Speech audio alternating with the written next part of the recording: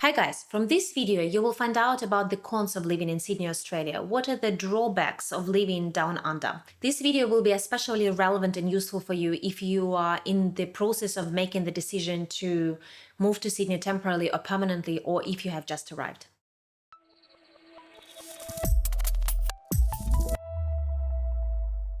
Hi guys, thanks for visiting my channel or coming back. I am Anna, a personal performance coach, and in this channel we talk about everything related to personal success. I moved to Sydney from Ukraine in 2014 with my 1-year-old daughter and my husband, and very often I'm asked by so many people about pros and cons of living in Sydney, Australia. So I thought there is no better way to explain those things but just record a couple of videos on this topic. Last week I published a video about pros and advantages of living in Sydney, Australia, and you can check it out here. If you like this video or any of my videos, please press the little like button or subscribe to my channel, as it means the world to me, and share your thoughts and questions in the comments below. Drawback number 1, the unaffordability of Sydney.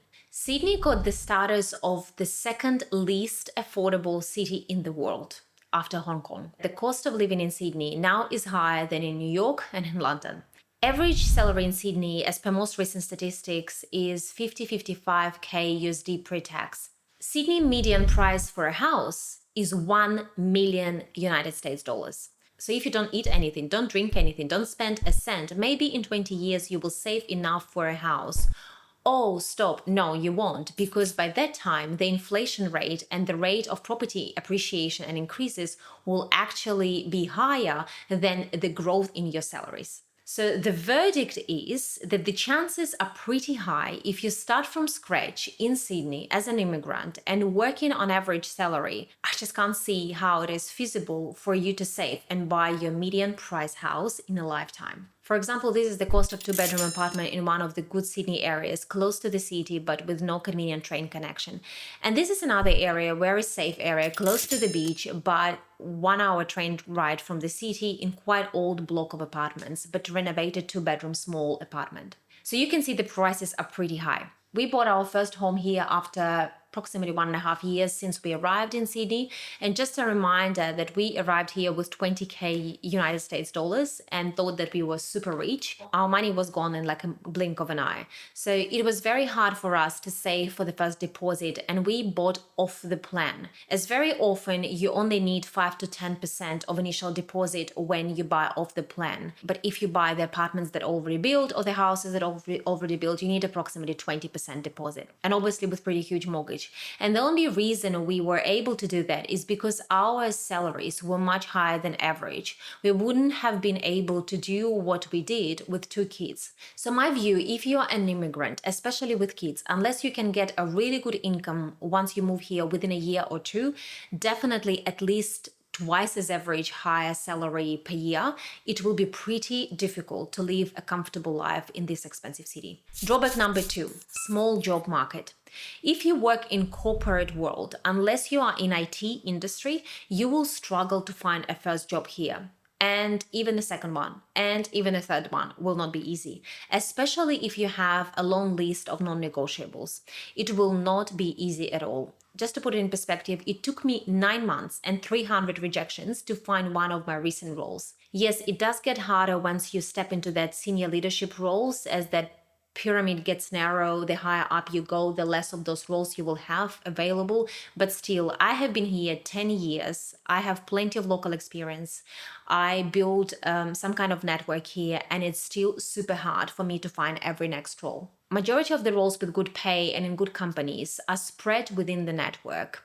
Yes, there is no such thing as corruption here. I have never heard that people would give a bribe to someone to get a good role, but I definitely heard stories and experienced it myself when my bosses would get rid of people and bring their own crew, or would give preferences to candidates through the interview process who were raised here, went to uni here, or grew up here. You have always to be mindful of the fact that Australia is so remote and so far from the rest of the world that there are not many headquarters or hub offices here of big multinational companies. Melbourne might be a bit better in terms of jobs, especially in the corporate world, than Sydney. But Sydney has a really small corporate job market. Unemployment rate is relatively low, 4%, which is to me not always a good sign. People are scared to move between the companies and between the roles, and it talks a lot about risk-averse culture of Australians. Hence why when looking for your first job upon arrival here, be prepared to do a lot of reps and to put in a lot of work. Get multiple rejections, potentially sign up for the role that might not be ideal role for you or might be slightly a bit more junior than what you used to do before in the country where you come from. But you just need to get that first job. You just need to get that local experience that Aussies love so much. Stay in that job for a year, maximum 2, and move on. Never let your fears stop you from going for better opportunities. Drawback number 3, mold and asthma. Let's talk about humidity here, especially humidity in winters. As I mentioned in my other video, generally it is usually quite lovely outside in winter and the temperature can be even sometimes 20 degrees, but temperature in our apartment in winter can be as low as 15 degrees with humidity up to 90%. So you pretty much get the same temperature inside as you get outside. The main reason for that is that Sydney doesn't have central heating and no one does thick walls or double glazed windows here in buildings or block of apartments. All of it creates perfect conditions for mold. What makes it even worse is that it can rain non-stop throughout June, July, which increases the humidity levels. And very often, a lot of apartments and houses are subject to flooding, which makes mold spread even further. I never thought that I would ever need to buy in my life dehumidifier to at least dry a bit the place where we live. I threw away so many clothes, so many shoes. We changed 4 couches in 10 years because each of them gets moldy. We wake up every morning in winter and spend 20 minutes to wipe off all the water, all the condensation from the windows in our apartment. And probably it's going to be approximately a liter of water from the windows from the whole apartment. But what's even worse is that I developed a really severe allergy for 2 types of mold that's in the air after I had lived here for 3 years. Every time I go to Europe or overseas, my allergy pretty much goes away, or at least definitely gets much better. There are some stats here that show that approximately 50% of Australian homes have mold in it, which in its turn can cause severe allergies and asthma. 1 in every 9 Australians have asthma, which approximately 11% of the population. For comparison purposes, only 4.5% of Italians have diagnosed asthma conditions and roughly 9% of Americans. Con number 4, extremely expensive and limited childcare centers. That was a massive shock for me when we came here with our 1-year-old child. Childcare here works for kids from 6 weeks to 5.5 years. That is when they usually start school. The younger the child is, the more expensive the cost per day will be in the childcare center. The cost will vary based on the childcare center and the area where you live in Sydney, but it will be roughly $100 American per day.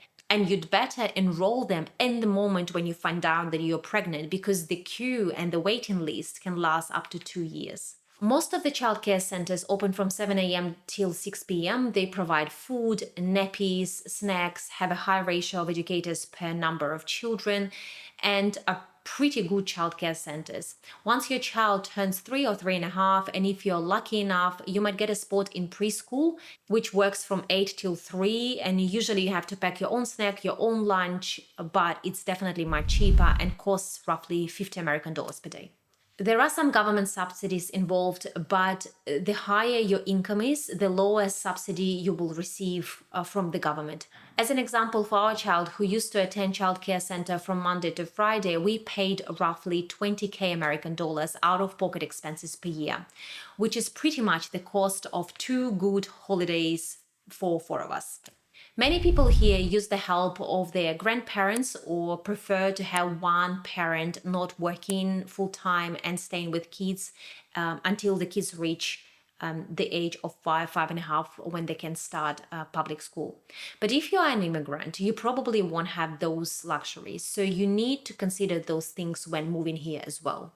Drawback number 5, high taxes. Australia's average income tax rate of 24.9% was the fourth highest of the developed world, behind Denmark, Iceland, and Belgium.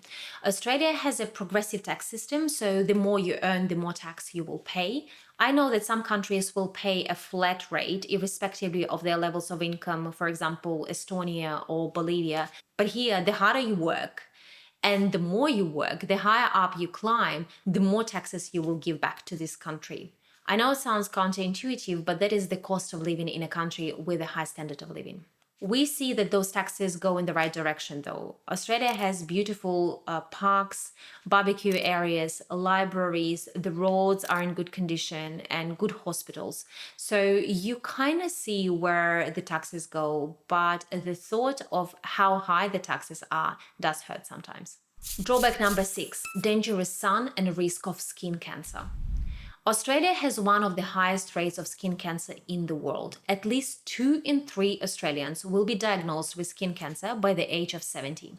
The major cause of skin cancer is exposure to ultraviolet. During summer and spring, the majority of days in Sydney will have an extreme ultraviolet index, which is dangerous for life. In childcare centers or schools, they even teach 5S process. You will see it written everywhere on the walls.